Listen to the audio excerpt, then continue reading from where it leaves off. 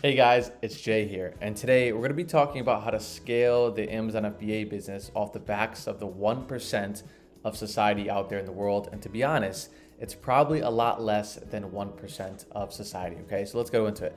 So the first thing I have here is a screenshot of just some sales that I did of a few particular products that you may or probably not may realize, right? So $25,000 in sales, $2,200 in profit. Of course, I understand not the best profit margin that we would want, but still revenue and still profit, okay? Now, those products exactly. So number one, maybe you've seen this before if you've seen the other videos on the channel, the Whip It whipped cream chargers. Chances are there's less than a 1% chance that you probably ever heard of that brand, because I certainly didn't before I sold it. And when I continued to start selling, I had no idea what it was. So $16,000 in sales. Then we have wiffle ball baseballs. Of course, you've heard of that, but it's a little bit more niche and non-known as some of the other products that you know out there, okay? $6,000 in sales, as you can see here. And lastly, this one, obviously a very micro niche, confusing brand, Yaguada. I don't know if I'm pronouncing that wrong. Shampoo, okay? Not one of the big shampoos out there that you probably see at the local grocery store. And that was about $1,000 in sales. Now, I handpicked a few of them just to throw it in there for the example, but I want you guys to keep that in mind as we go through the entire video, because at the end, when we go and dive into some listings and we pull it all the way back together, it's gonna make a lot more sense and that light bulb's gonna go off your head, okay? But first, what I wanna do is I wanna go through two scenarios to really paint the picture, okay? I really wanted to understand how am I gonna present this to you guys to take this into the best possible way, and I knew I had to do it with this painting the picture scenario, okay? So, scenario number one. Here's my little diagram, my little graphic. I'm not the best artist, but I did try my best. So let's break it down. First, in scenario one, we have a lake. And in the lake, you can see here, there's all these little fish. These little arrows are considered the fish. And around the lake, we have all these fishermen, right? There's tons and tons and tons of fishermen focusing on fishing in this nice lake. Maybe it's a nice sunny Saturday, whatever it may be. Now, I'm gonna tie this back into Amazon in a second, and it's gonna make more sense. But when it comes to fishing in a lake, right, maybe we have a good amount of fish, 1,000, 2,000, 3,000, whatever it may be, good approximate size to the lake. What you have around the lake are these fishermen who compared to you, might have better rods, better bait, more time on the water, a better boat, whatever, more money to invest into their fisherman gear. The competition becomes a little bit steep, even though there might be all these attractive fish, the bass and the trouts out there in the lake. I'm not really a fisherman, but if that's even possible. But the competition becomes a little bit more steep, and you start to become unhappy when you're competing in this lake of fish, right? Same consistent branded of fish, same consistent types of fish, and so on, all right? Now, take that into scenario number two. And what do we have here is a lagoon, okay? Now, the reason why it's a lagoon, okay, by definition, a lagoon is connected to an ocean. So there's still more fish getting filtered into the lagoon. But obviously, it's much smaller. We have 4 fishermen around the lagoon, right, fishing. Maybe everybody's level competition. Maybe somebody has better gear or whatnot. Of course, there's gonna be less fish. But the biggest thing about a lagoon is new fish come in and out every day. Even if the competition is 10% of what it is in a lake, there is still new fish at a slow pace coming into the lagoon. But the most important part of it all is the competition essentially becomes micro-minimized, if that's even a word, into very, very minimal competition. And I've been saying this, if you guys have watched since the very, very first video, the biggest thing you want to do is not focus on fishing in a lake where all the competition is, even if the shiny object of the big brands are there. You want to focus on fishing in a lagoon, okay? So now that we have that painted picture, we're going to take it a little bit more detailed through some of these examples and what I'm really getting at here, okay? So first, the data is the data. As you can see, as you know, probably in many sports shows or, any types of shows on TV, they always say stats don't lie. Right? The stats are on paper, they don't lie, whatever that may be, okay? So I want to take this into an example to really put it into perspective for you guys. So it's going to be a question, so I really want you to think about it. We have a listing that does 100 units per month of CeraVe lotion, right? Everybody knows CeraVe. It's a really massive beauty or skincare brand in the United States and across the world at this point. And we also have 100 units per month of Janie's specialty wrench for BMWs, okay? Chances are you've probably never heard of it because it's a made-up product, okay? But for the example, it is a live active product that sells on Amazon. Now, also for this example, considering that the listings are the exact same volume, same competition, same selling price, same return rate, same literally everything, same exact keep it chart, as you guys know, one of the big softwares when it comes to Amazon. Take that into perspective. These are the same exact listings, same exact volume, okay? Now the question is, which one's more? I want you guys to think about it for a second. Literally pause the video, or we'll put the do, sound going off of you thinking about it. Give it like 5 to 10 seconds. Which one does more volume or more opportunity when you look at them? Think about it. I'll give you guys a second, 2 seconds, 3 seconds. And here's the answer. They're the same. They are the exact same. I know you can kind of create an argument, and of course there's many ways to create an argument off of, Janie's specialty wrench has a better chance to brand direct. I know. It's not really the question at hand here. But when it comes to 100 units per month versus 100 units per month, they're the same.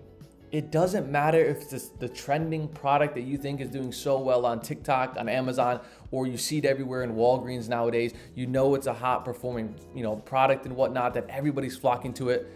It doesn't matter, right? There's tons of niche products and categories out there that have a big buyer market that you have no idea even exists. And you have a little bit of that red dress syndrome where you're focusing on those bigger brands because you've seen it so many times at the fair, you've seen it so many times at the mall, or you've seen it so many times on Amazon. But when we look at the Keepa, when we look at the data, when we look at SellerAmp as well, or even on the Amazon listing, the data is the data. If it says 100 sales per month, it's 100 sales per month. It doesn't essentially take the name brand off of the listing, right? A nameless, faceless, gray person. That's it. It's nothing. It's no brand. It doesn't matter what it is. You take it away. Okay. Now, I want to take this to a little bit of what I'm getting at here. Okay. So let me zoom in here so you guys know. Here's what I'm really, really getting at when it comes to the entire course of this video. Number one is niche works. It really, really works. Now, I didn't show this to you guys, right, to tell you like, no, listen, niche works. It really, really works because, I've been doing this for years and I'm so smart and everything I do is perfect. Of course, this isn't not perfect profit margin or what it may be, right? I'm not watching from the sidelines here and, watching trends and then, seeing what clients or other people do and then, throwing something at you guys. I'm saying niche works. It really, really works because I've been doing it myself for years. This is how I built the entire business, through niche and through the 1% of society that people don't know even exists when it comes to demand in particular products. Like I said, Janie's wrench, a specific electrical product, some sort of night cream that's made in Mexico, whatever it may be. It really, really works, and I'm speaking from firsthand experience because that's what I've targeted since day one being in the business. Okay. Now, number two, everything is in the data, not your understanding of the product. Just like I mentioned, we have Keepa. We're grateful to have Keepa. We're grateful to have an Amazon listing. Softwares like SellerAmp where you can look at the demand in the particular product. Everything is in the data. We can see what other sellers are selling, how well they're doing it, how well that particular listing is doing. We don't have to guess. We don't have to look up on Google to see how popular their website is, how much traction, how many keywords they have. We are not expert marketers. You don't have to do that. We're lucky enough to be in the business where you don't have to do that. It's very, very rare. So don't worry about, guessing or predicting or thinking of what you're seeing and getting in your head of trying to understand that the product does well because you believe in it or whatever it may be, right? You're reading the data and you're pursuing the data, all right? And now, number three, there's a lot less competition on this side. Like I said, I'm saying this side because this is the side that I've been on for the past 3.5, 4 years when it comes to Amazon, when it comes to doing the business, right? And this is the way to focus, to actually grow and not focus on competing with a lake with thousands of fishermen who have, in Amazon terms, more reviews, more money, more power, more experience, a bigger team, chasing the bigger brands, brand direct distributors, and you just get destroyed when you're fishing in this lake off the same fish getting, replenished, same ones just circling in the field. Okay. Now, I'm going to take this into example for you guys.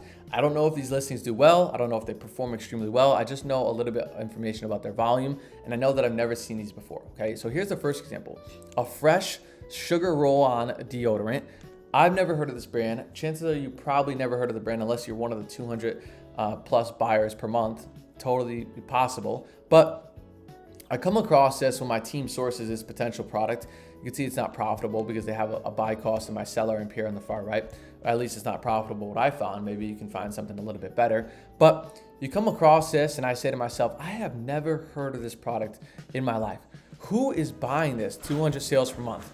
Who is buying this at 300 sales per month and beyond, right? You literally look at this Keepa chart and the Keepa chart looks pretty well, right? No IP complaints. Probably some smaller sellers on here, not really too much competition. And you just have to ask yourself, who in the world is buying it? And then you start to realize the market is much bigger than you think, right? And this is just one of 9 billion listings that are on Amazon, right? And if I take you to the second one, this one might be even a little bit more impressive, right? We have some sort of solar product or whatever it may be. And now I know the price says it's hidden here.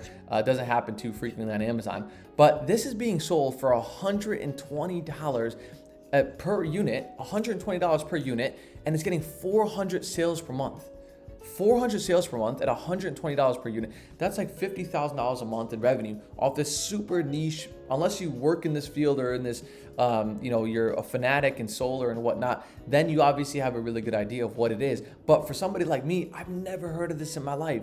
And most people out there will never heard of this. And this one singular particular listing, I don't know if it does well, I don't know the competition. Like I said, I just came across it, does $50,000, excuse me, a month in revenue.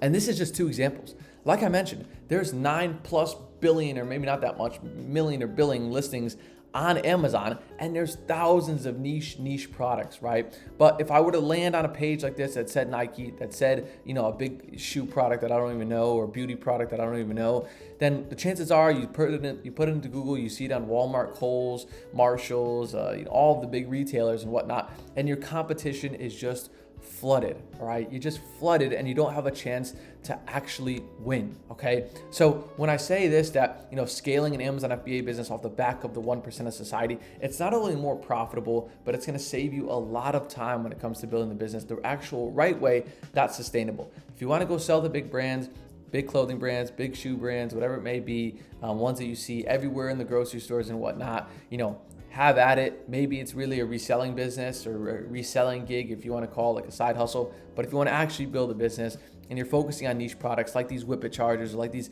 Yaguara shampoos and whatnot, it is the number one way to build an Amazon business. And I'm not saying just completely ignore those big brands, but if you want to build it off the back of this 1% of society in a much easier way, this is one of the biggest focuses that I've learned over the course of the years. So there we go. I hope you guys liked the video. I hope it helps you a little bit in your Amazon journey. But as always, please like and subscribe. I'm making a video so frequently every single week, about 4 times a week or sometimes every day.